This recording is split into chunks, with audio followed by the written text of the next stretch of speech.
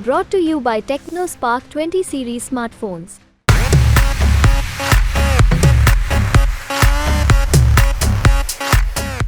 लोकसभा चुनाव से पहले कर्नाटक के चिकबल्लापुरा के बीजेपी उम्मीदवार डॉक्टर के सुधाकर ने बड़े बड़े कांड करके बीजेपी को फंसा दिया है।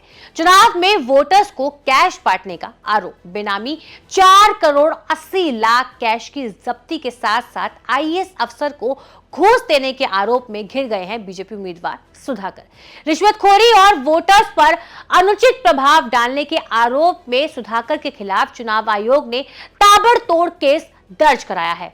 आईएएस मुनीश मुग्दल को लीड मिली थी कि गांव के किसी घर में वोटर्स को बांटने के लिए 10 करोड़ कैश रखे हुए हैं।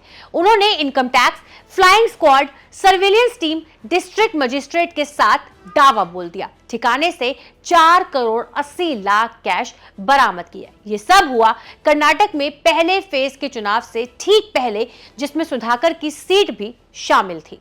सुधाकर तब भी नहीं माने। डेक्कन हेरल्ड की रिपोर्ट के मुताबिक जब्त कैश रिलीज करने के सुधाकर आईएएस मुग्दल के पीछे पड़ गए। आईएएस मुग्दल कर्नाटक में चुनाव आयोग से नियुक्त model code of conduct officer है। उनके ही व्हाट्सएप कॉल और मैसेज करके जब्त पैसा निकलवाने के लिए मदद मांगने लगे। चुनाव आयोग के नियमों को हल्ले में लेकर सुधाकर ने बीजेपी और अपने दोनों के लिए मुश्किलों की एक मोटी दीवार अब खड़ी कर दी है। चिकबल्लापुरा लोकसभा सीट पर के सुधाकर कांग्रेस उम्मीदवार रक्षा रमैया के खिलाफ चुनाव लड़ रहे हैं। चुनाव पहले से ही कड़ा था, इतना कड़ा कि सुधाकर को जिताने के लिए चिकबल्लापुरा में पीएम मोदी को अपना आना पड़ा रोड शो करने के लिए, प्रचार करने के लिए। सुधाकर को बीजेपी ने प्रमोशन दिया था। दरअसल 2023 के विधानसभा चुनाव में कांग्रेस से हारने के बाद भी चिकबल्लापुरा विधानसभा सीट से बीजेपी ने टिकट दिया। 2018 में कांग्रेस के टिकट पर चुनाव जीते थे।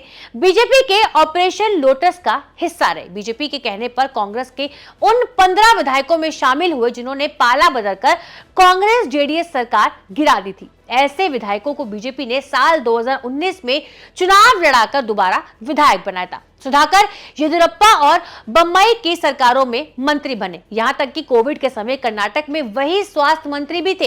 पेशे से डॉक्टर सुधाकर कर्नाटक के अमीर उम्मीदवारों में से है। नामांकन के साथ उन्होंने 33 करोड़ की संपत्ति डिक्लेयर की है। 20 करोड़ की देनदारी भी है। चिकबल्लापुरा लोकसभा सीट कांग्रेस का गढ़ रही है। 2019 में सीट बीजेपी ने जीती थी। 2014 और 2019 में कांग्रेस के दिग्गज नेता वीरप्पा मोइला कांग्रेस के टिकट पर चुनाव जीतते रहे।